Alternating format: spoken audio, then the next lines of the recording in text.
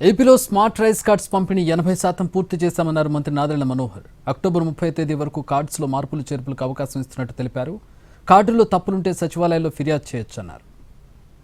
కొత్త టెక్నాలజీ తోటి QR code based smart rice కార్డ్స్ని రాష్ట్ర వ్యాప్తంగా ప్రారంభించాం. 25వ తారీఖున ఆగస్టులో ప్రారంభించిన ఈ కార్డు సర్వీసెస్ 1,44,66,000 మందికి ఉచితంగా సరఫరా చేసేటట్టు ఈ కార్యక్రమం ప్రారంభించాం.